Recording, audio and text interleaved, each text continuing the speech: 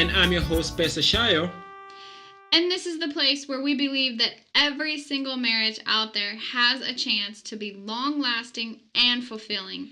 And we also have found out for ourselves that even if you think your marriage is dead, yes, it is possible to bring it back to life. So we want to encourage every couple out there to stick with it because it will work. It will work. It might not feel like it's going to work, but stick with it. Absolutely. And you guys can always reach out to us on social media. I'm at Whitney Shayo on Twitter. And I'm at Pesa Shayo on Twitter. And at Pesa Shayo, we do a lot of great marriage quotes just to encourage you during the day. Absolutely. And you guys can, of course, like us on Facebook. Which is Facebook.com/Live Your Best Marriage. That's right. And then you can also find us on the website, which is liveyourbestmarriage.com. Absolutely. And as I just mentioned a couple seconds ago, the marriage might not even be dead. Sometimes we think it is. We think there's no hope. There's no way to turn things around. But the interesting thing is, it usually just takes one small action each day to turn things around in the other direction. Yes, moving just one step, 1 inch towards the positive side. Absolutely. Yes. It can be something as small as saying I love you. It can be as simple as leaving a note or going for coffee. Is this what Dr. Gottman calls repair attempts? A repair attempt, I know from what he says, is after an argument. Okay. It's the first person to try to move back towards the other spouse. Okay. That's a repair attempt. So an apology or an attempt to move past whatever that argument was. Oh, and it can be an apology. It can be, and I like the concept of repair attempts because as you're moving away from each other, who is the person who's gonna start? Maybe you can say a joke that you are used to saying, like an inside joke, Right. or an inside story where both of you know what you're talking about, and something that's to bring you closer together. Yes. Yes. And Definitely. I think if you have the tendency of actually coming up with repair attempts after an argument, you are more likely to overcome the argument, and actually things will be, they won't be perfect again, but you'll be walking towards resolution. Yeah, definitely. And actually, the title for today's talk is called Boiling Point. Boiling point. Yes. Ooh, that sounds like fun. So, boiling point is when you reach the point of, or reach the level of feeling as though you have no choice other than to give up. Or to walk out. To walk out. Yes. So, and Pesa and I both know the feeling because, and it's, this feeling is being frustrated beyond what seems to be your capacity for handling a problem.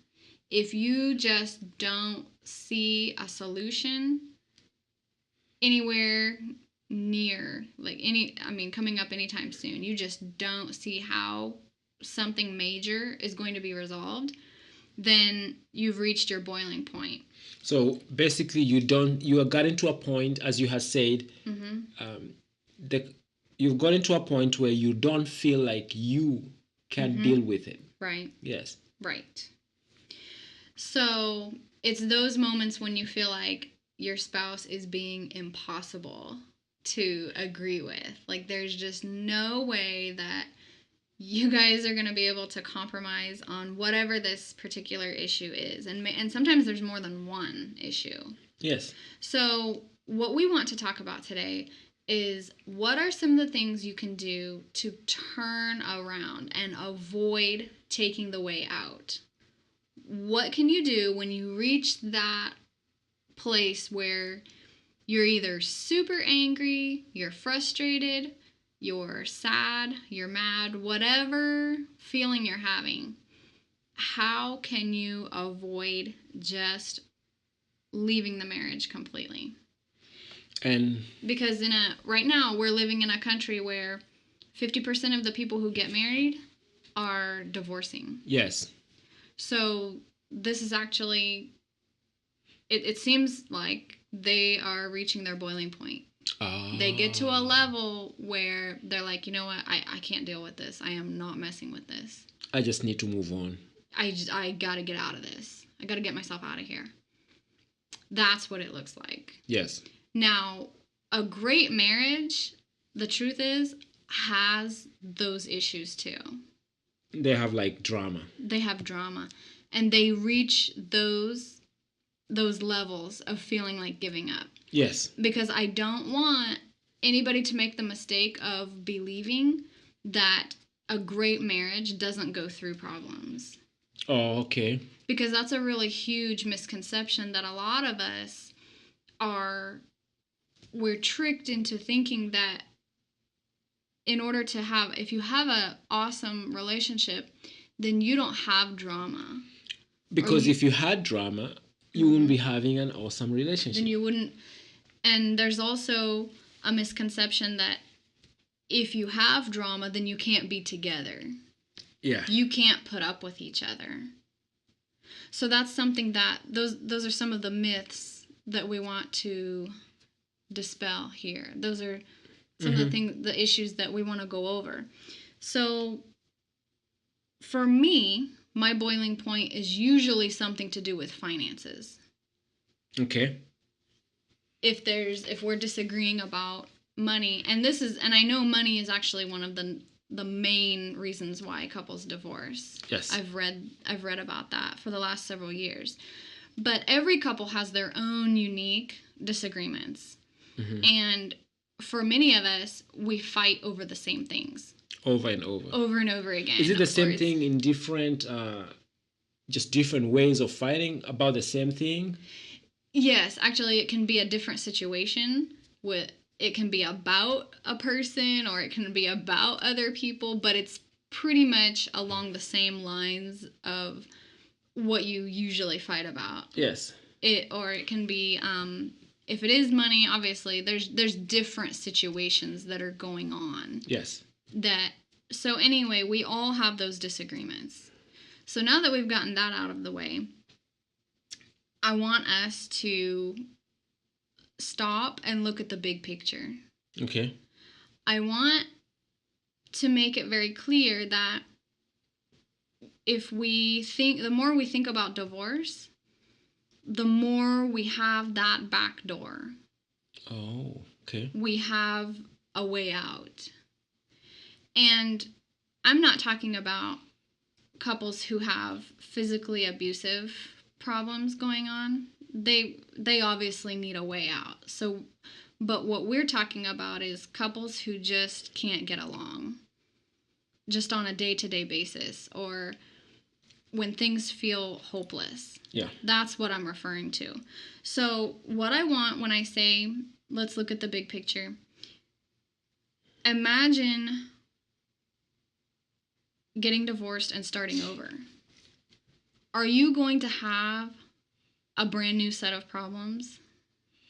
I think you'll have the same problems. Just move to the next person. Okay. So even if you don't get a new partner, are you going to have problems? Yes, you have problems because let's say you have kids. Now you'll have another problem of like now visitation. Who's gonna keep them? How like you basically have to change your whole visitation schedule. Right. Maybe there's an issue of just going through a transition. Yes, so now you're going through a transition, and you have to deal with that too. Which a transition in and of itself can bring you quite a few problems. Yes. Or challenges. Yes. However you want to look at it. It can even be emotional. It can also be financial, and it's not just. And something we also have to remember here is most of the issues the problems that we are talking about right now, we are not only talking about like for a couple. Because sometimes the people who suffer some of these issues might be even the kids who are not, and we don't even think about them when we are making these decisions. Right. Yes. Yes. So what I want is when you reach your boiling point, when you feel like giving up, this is what I do. I remind myself that it's easier, for me to continue building up on what I already have than it would be for me to start over. And when I say start over, it can be anything from me just being alone and trying to figure out daycare with my kids, or me going and finding a new husband. Because believe me, there is no perfect spouse. Oh, no. There's no perfect person. So I'm either going to have problems very similar to the ones that I have with Pesa, or I'm going to have other challenges. The new guy is going to bring his own set of weird issues. So when I reach the point of, oh my gosh, how am I going to solve this? This is impossible. We cannot agree right now. I remind myself, keep building up on what you already have. Keep getting stronger with the relationship that you have with your husband right now. Okay. That is literally the advice I give myself, and I'm sharing it here. I don't reach my boiling point every day, but there are seasons that we go through where a challenge just seems too overwhelming for me to handle, and I don't know what I'm going to do. I will be totally honest with you. I have those moments where I'm like, okay, I really don't know what I'm going to do. So building up on what I already have is way easier than going out the back door. But at the same time, as you're building up, like when you're in that moment, it feels like you don't have the resources to actually build up on what you have. Actually, it feels as it's much easier to forget about what you have and start on a blank slate. And when you say resources, what do you mean by that? Emotional resources? Emotional resources, because for you when you're saying you're going to build up on what you have to have that emotional resources that you can be able to proceed, to continue. You can handle the situation. But when you are at that moment where you are in that quote unquote boiling point, in that boiling point, that time you don't have the resources. Yes. So you're emotionally drained. You're emotionally drained. You might even be financially drained. You might be... You don't have creativity. You don't have creativity. And maybe even... left. And even relationships. Maybe you don't even have somebody in your life who's going to come and give you that motivation or just give you that little push. So you feel like you are alone. And I guess I'm using the word you feel like. Because that might not be true, but it feels like that there is nothing else you can do. Yes. That does not mean there's nothing else you can do, but it feels like that way. Yes. So at that moment, what would you do? And what advice, how do you handle the situation at that moment when basically you don't have the resources to move on? Yes.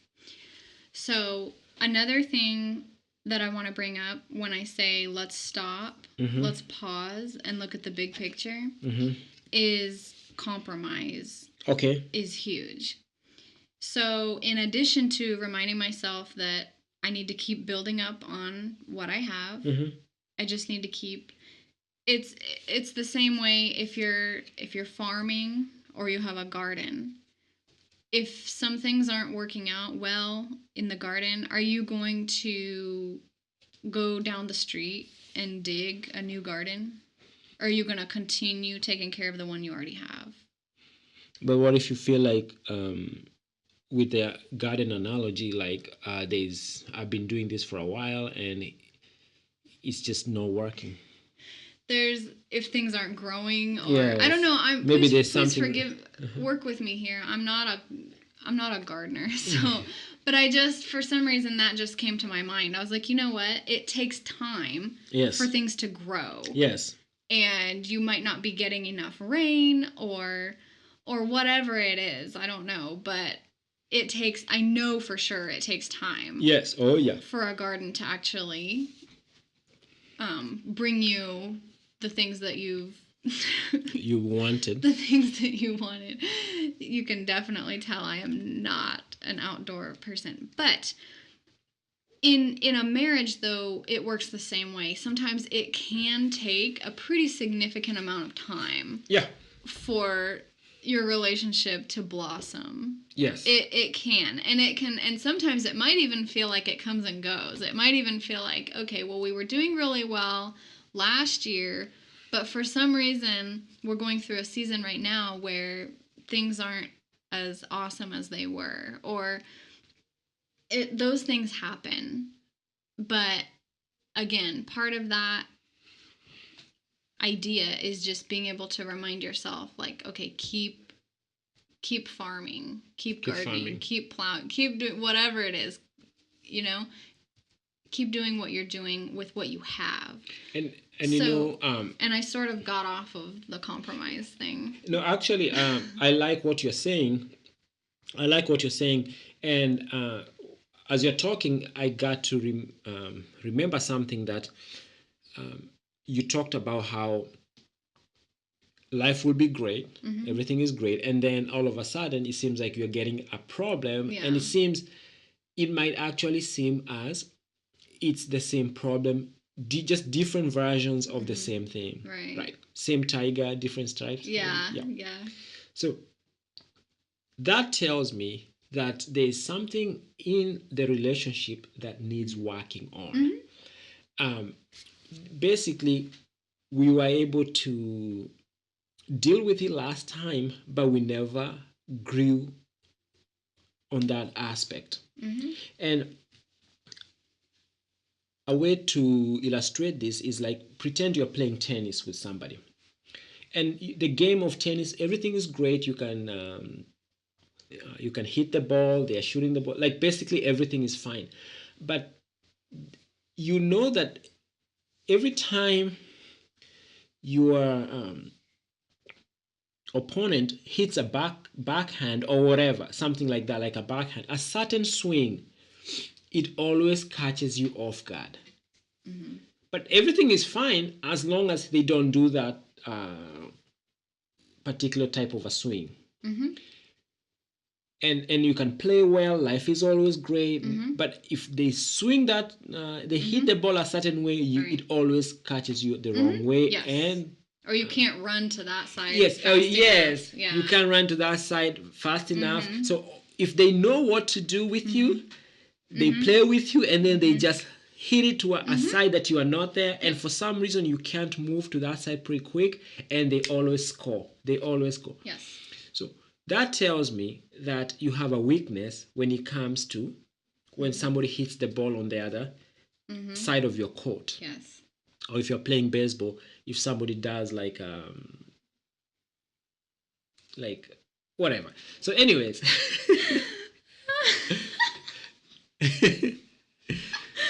So that tells me you have a weakness in that situation. And using logic, this is not emotional. Basically, logically, if I was giving you advice, I would say, okay, we need to practice and we need to work on that specific issue. Because it seems you are playing the game pretty well. Yes. But if you have this issue, when they hit the ball a certain way, you always lose. Yes. We'll work on that issue so that you can improve yourself on that weakness that you have. Yes. So that when they hit the ball that way, you can always be able to hit it back. Yeah. So how can we use the same analogy in a marriage? I really love that, because whatever the things are that you guys argue about, or just whatever the problems that you deal with that keep coming back, I think that's a really great place to start if you can work together. And counseling would probably be really beneficial in that type of exercise, to try to figure out, okay, what is causing these problems and what is the underlying issue? What is that feeling underneath that is causing all of this pain, when on the surface it might sound like jealousy. Yes. Or whatever it is, but underneath it could be a major fear of being left. Mm-hmm. Or just that's just an example Mhm. because everybody has different issues going on. But what I will do right now is I'll go back to the compromise Okay. issue. And I'll share a story with you. It's a really goofy story, but a few nights ago, Pesa and I were going for a date. And before we left the house, I said he wasn't very clear about what he wanted to do. He was pretty easygoing, and so I suggested we can go and get coffee and sit on a park bench somewhere and just chill out. But as we started driving and we got closer to the coffee shop, he stepped on the gas and he's like, you know what? I really don't want to go there. I want to go to Barnes and Noble. And I was like, okay, weird. So we went to Barnes and Noble and I had to make a decision. I literally had to remind myself, okay, stop and look at the big picture. Compromise. It's not a big deal. Don't make a huge deal out of this. Just go and you will have fun regardless. So we went to Barnes & Noble, had a great time, and then after we walked out, it was about time for us to go and pick up the kids. But then Pesa surprised me again, and he's like, you know what? Now I feel like going for a walk. Let's go for a walk. And I was just like, no way. We are going to get our kids because I don't want to deal with the late bedtime and all of that. I didn't think I was surprising you. I was just having a conversation. And I told him, I was very direct with him. I said, that was my suggestion 2 hours ago, but you didn't want to do that. I didn't even know you had suggested 2 hours ago. Yes, I did. Actually, I did. So it wasn't clear to me. So we stood there in the parking lot for about 5 minutes bickering, and it was really like a standoff. Is that how you would say it? Like, he was insisting on going and walking, and then I was insisting on getting in the car and driving. But then we went and we took a walk, and then anyway, but and it was great, right? It was awesome. So that's as goofy and as petty as that story may seem, there are other moments. And you had a good time with the walk, right? I did. It was a nice evening. But the truth is, those annoying little things do add up over the years. And not only that, there are other disagreements that couples have that are huge in comparison to that story that I just told. And so the issue of compromise doesn't normally come up because we all want our own way. We all just want what we want, and these things that our spouse throws at us, we just view it as, okay, this is really irritating. Mm-hmm. This is really just not what I wanted. I thought I made it clear to you, or I thought we agreed, or why are you like throwing in these surprises? We view it more as an inconvenience. Yes. So what I want us to do is to keep in mind that it's okay to compromise. It's okay to bend a little bit and not make a big deal all the time. And the reason why I'm bringing this up is I finally figured out something major for myself. And when I think about compromise, I think my husband is worth the compromise. He is important enough for me to go ahead and bend a little bit. He is more valuable than any problem that I think he's throwing at me. He's worth it. Thank you. And so what made me think of that was I thought about what God did for all of us. And God decided, you know what? I love you so much that you're worth dying for. That was more than a compromise. God said, I love you so much that I will die, I will suffer, and I will die for you. So when I'm having a disagreement with Pesa, I also have to remind myself, you know what? Someone did that for me. Someone who forgave me, and I really can't afford not to forgive my husband. Yes. I really can't, because I just have to keep that in mind, that he's worth it. Basically, he's not a problem. He's not an inconvenience. No. So so that's something that has really, really been, I think, almost revolutionary for me, just in my thinking. Yeah. And in our marriage too, is just not making a big deal out of every little thing. But even when there is something major, even when he does do something or he says something that really, really gets to me and upsets me, that word compromise comes back. So that's something that I just want to encourage everybody. It's not easy in the beginning, but if you can turn it into a habit, it becomes much, much easier. And Yes. this might sound like it's too mechanical, like it's just a routine that I'm going through, but it works. Oh yeah. And it works for me too. And I think, but it really isn't just a mechanical thing. It isn't just a checklist I'm going through. It actually is love, I think. It's true. Oh yeah, it's true love. I'm yeah. actually making a deliberate decision to continue loving him. Yes. So that way, bitterness and resentment does not creep up as easily as it would. Oh, okay. If I was viewing this marriage, or if I was viewing him as an inconvenience. So that's just my encouragement for today. And thank you. I think that is basically gets to the base of all the issues, that you are with somebody else, and compromise is a huge thing. So because divorce says to your face, you are not worth it. Oh, okay.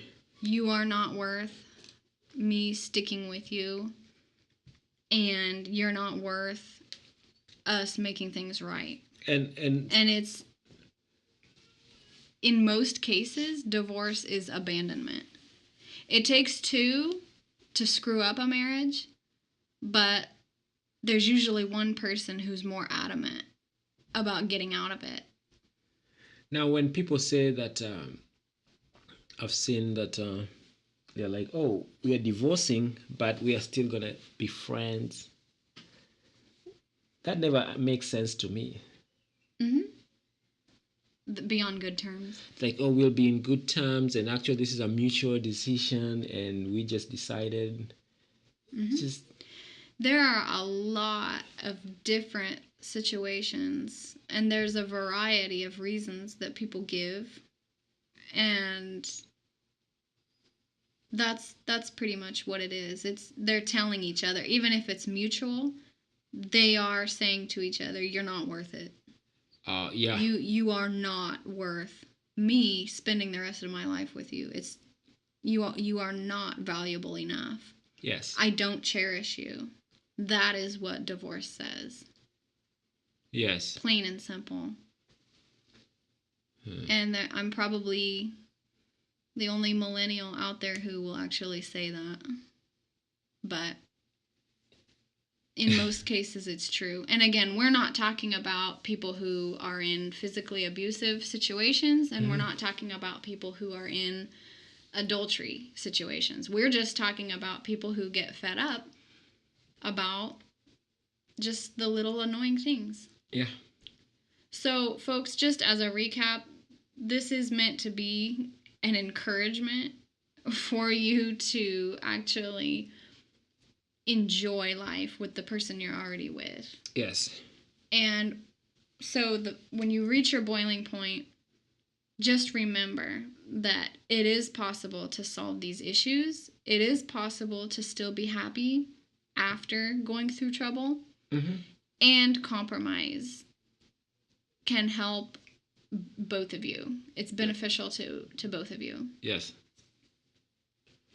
Okay, folks, we had a good time with this podcast. It was a little bit deep, but sometimes we need to have those deep conversations just to help us get unstuck when we are getting stuck in our lives.